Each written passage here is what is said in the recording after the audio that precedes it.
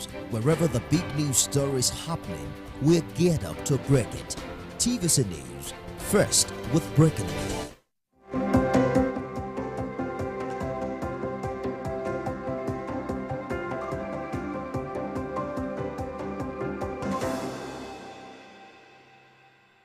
It's Thursday morning in Lagos. Good morning, everyone, and welcome to the program. I am Nifemi Oguntoye. Just 3 more days, and it's the new year 2024.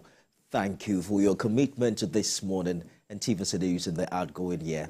We wish you all the best as we welcome a brand new year in a matter of days.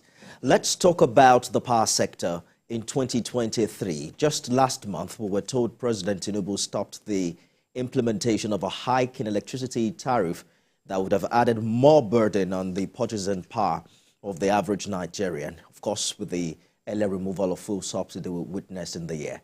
The president, according to the Minister of Power, insists that subsidy be paid on power consumed nationwide.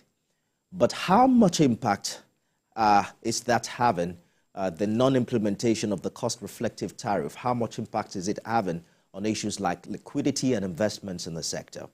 We also heard the federal government has spent over 600 billion naira to subsidize electricity in 2023 alone, as we see forex unification and inflation rise in its numbers.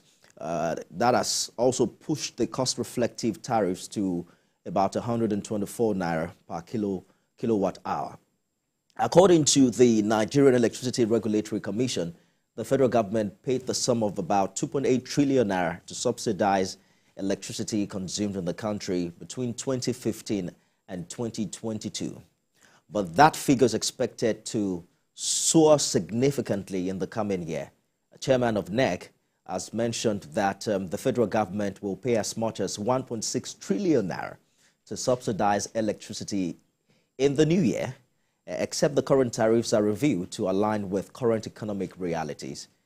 The Minister of Power also mentioned that the federal government would investigate the legality or otherwise of the 5-year license extension given to privatized power distribution and generation companies.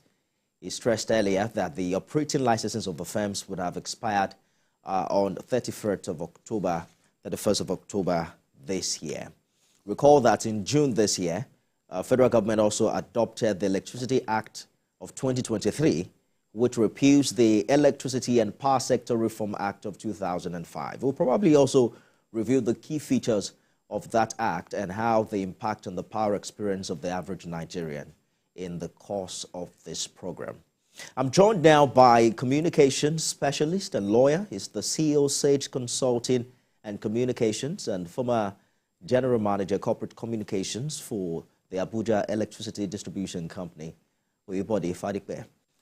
He joins me live from our Abuja studio. Thank you for joining us on the program.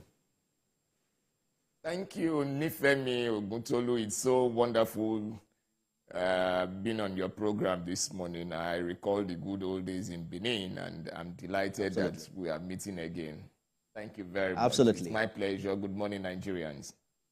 Good morning. It's been a while. That's perhaps why you call it Oguntolu instead of Oguntoye. But I'm going to fine you for that quite much later. Oh, my error. I'm sorry. It's all right. It's all right. It's been a while. It's been a while. I totally agree with you. There have been talks about the delayed implementation of cost-effective tariff and how it's impacted on the multi-year tariff order of 2022 to phase out the subsidy in electricity tariff. But you know what? That doesn't make any sense to Nigerians, especially those who already feel the heat of the removal of fuel subsidy. Perhaps we should begin from there. The issue of subsidy in the power sector is one that stakeholders are really worried about. And it's important that we get the discussion spelled out properly.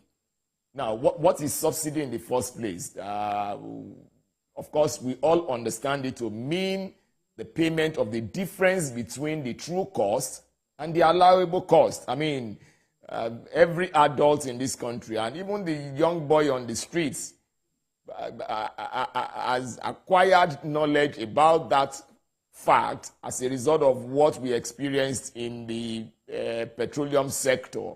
Upon the inauguration of Mr. President, the first thing he said was that subsidy is gone.